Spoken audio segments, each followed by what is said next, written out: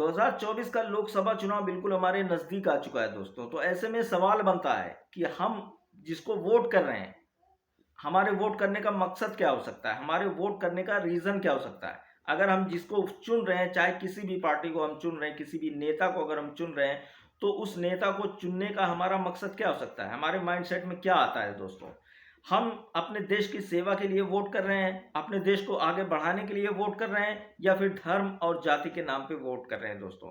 क्योंकि 2014 के बाद से हमारे ही देश में बहुत से ऐसे लोग हैं जिनको लगता है कि बीजेपी पार्टी जो है वो हिंदू हितैषी पार्टी, यानी हिंदुओं की सबसे हमदर्द पार्टी अगर कोई है तो वो है बीजेपी पार्टी।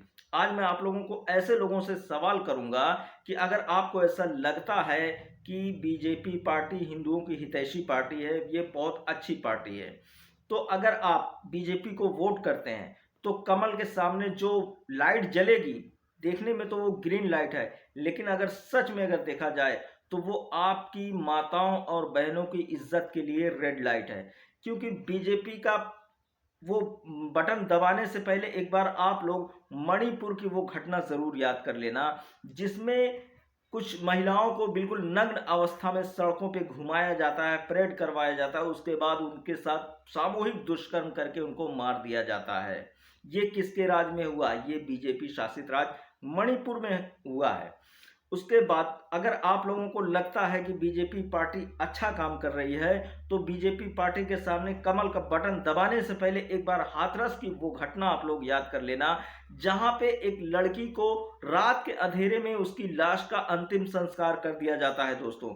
जबकि हिंदू धर्म के हिसाब से अगर देखा जाए तो किसी भी लाश का रात के अंधेरे में उसका अंतिम संस्कार करना ये बहुत ही गलत माना जाता है, बहुत ही खराब इसको माना जाता है। लेकिन इसी सरकार के अंदर, इसी बीजेपी के अंदर हाथरस की उस बच्ची को याद कर लेना, जिस बच्ची को रात के अंधेरे में उसका अंतिम संस्कार कर दिया जाता है दोस्तों।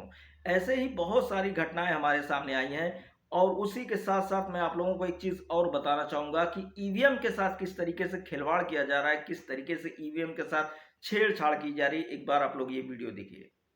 भाजपा वाले इतने मर्द हैं, मैं खुला चैलेंज करती हूँ, अगर वो मर्द हैं तो बैलेट पेपर से करा के देखें, उनकी मोछ मुड़वा देंगे हम। तो इस बार भी तो ईवीएम से ही होने जा रहा है चुनाव, तो आपको क्या लगता है? ईवीएम वही तो कह रहे हैं, बैलेट पेपर से करा के देखिए। ईवीएम तो हमारे सामने, हम लोगों को ड्यूटी लगती थी, एनसीसी कमांडो है, फैजाबाद दर्शन नगर से हमको उठा लिया गया 5 बजे, जब बक्सा सील होता है, बाहर से बक्सा आया अंदर किया जाए, अंदर का बक्सा बाहर, हमको तुरंत यहाँ उठा के हजरतगंज थाने में लाया गया। हम कमांडो थे, मैं अपनी आवाज क्यों नहीं उठाऊंगी? ड्यूटी लगा, इसका मतलब जो आप कहोगे वही हम करेंगे। आपको लगता है आप तो ये देखा आप लोगों ने, ये कुछ महिलाएं जो पोलिंग बूथ के अंदर काम करती हैं और उनके सामने किस तरीके से ईवीएम के साथ छेड़छाड़ किया जा रहा है, और जिस पे ये अपना गुस्सा जाहिर कर रहे हैं दोस्तों। और उसके साथ साथ मैं एक चीज और आप लोगों को बताऊंगा कि गुजरात का गांधीनगर, आप लोगों को याद होगा कि गुजरात के गांधीनगर सूरत लोकसभा सीट से जो मनोज दलाल, मुकेश दलाल करके होते हैं, उनको जो है बिना इलेक्शन दिए, बिना चुनाव कराए ही उनको विजयी घोषित कर दिया जाता है। और उनके उस लोकसभा सीट से बहुत से ऐसे लोग होते हैं जिन्होंने नामांकन किया था, उस सीट के लिए इलेक्शन लड़ना चाहते थे, लेकिन उनको इलेक्शन से हटा दिया जाता है। एक बार आप लोग ये वीडियो देखिए। साथियों, मैं गुजरात के गांधीनगर लोकसभा से नामांकन किया था अखिल भारतीय प्रवास पार्टी से। मुझसे जबरदस्ती फॉर्म वापस दिलवाया जा रहा है, मुझे हाईजैक कर लिया गया है। अमित शाह साहब के लोगों ने मुझे हाईजैक कर लिया है, हो सकता है हमारी मौत भी हो जाए। तो देखा आप लोगों ने, ये है गांधीनगर का, गुजरात के गांधीनगर का ये व्यक्ति है जो सूरत की यानी गांधीनगर की लोकसभा सीट के लिए नामांकन पत्र दाखिल करता है। और किस तरीके से इसको जो है जोर जबरदस्ती करके, इसको डरा के, इसको धमका के इसका पर्चा जो है वापस कर दिया जाता है, और किस तरीके से इसको इलेक्शन से दूर कर दिया जाता है, और बीजेपी के प्रत्याशी मुकेश दलाल को विजयी घोषित कर दिया जाता है।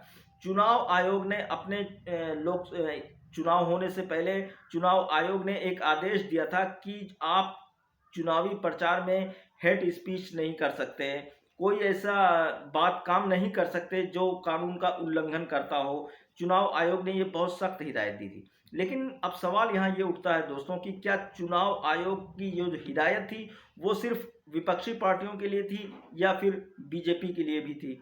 क्योंकि आप लोगों ने देखा भी होगा और सुना भी होगा कि हमारे प्रधानमंत्री मोदी जी जो हैं वो अपने चुनावी रैलियों में चुनावी भाषणों में किस तरीके से मुसलमानों को घुसपैठिया बताते हैं और मुसलमानों के ऊपर बहुत ढेर सारा आरोप लगाते हैं कांग्रेस के घोषणा पत्र को लेके।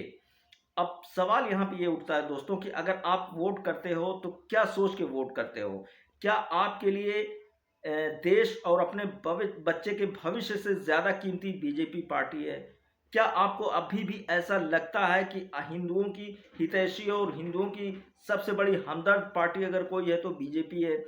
हमारे इसी देश में लगभग 100 करोड़ हिंदू भाई लोग हैं जो गाय को अपनी माता मानते हैं, जो गाय की पूजा करते हैं, जो गाय का बहुत सम्मान करते हैं दोस्तों हमारे इसी देश में। लेकिन हमारे इसी देश में सबसे ज़्यादा शॉकिंग बात, हमारे इसी देश में एक चीज़ और भी देखी जाती है कि इसी देश में लगभग 8 से 9 कंपनी जो बड़ी बीफ की कंपनी है, जहां पे हज़ारों गाय रोज काटी जाती है और उनके मांस को बाहर कंट्री में एक्सपोर्ट किया जाता है। और हमारे प्रधानमंत्री जी ऐसी ही कंपनियों से करोड़ों रुपए का चंदा लेते हैं और उसके चंदा लेने के बाद हमारे प्रधानमंत्री जी जो हैं वो राहुल गांधी और तेजस्वी यादव को बताते हैं कि ये लोग देश के 100 करोड़ हिंदुओं की भावनाओं को आहत करते हैं।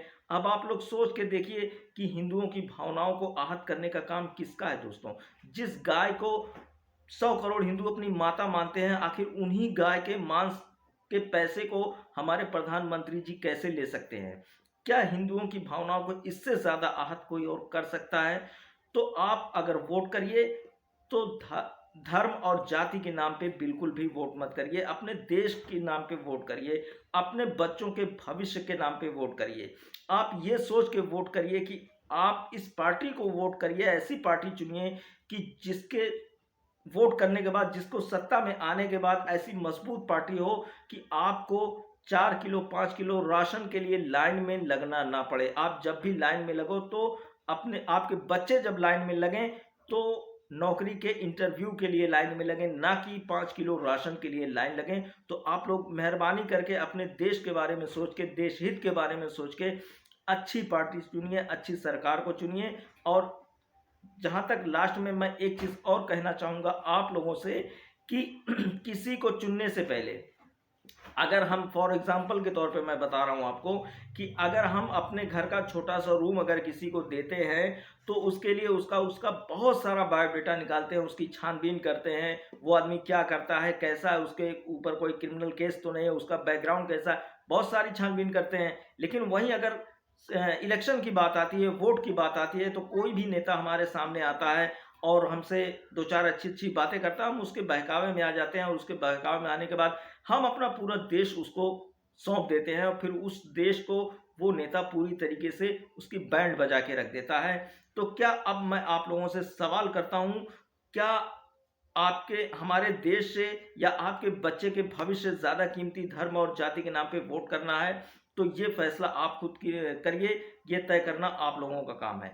बाकी वीडियो आप लोगों को कैसा लगा कमेंट करके जरूर बताएं। मिलते हैं फिर किसी नेक्स्ट वीडियो में, तब तक के लिए जय हिंद।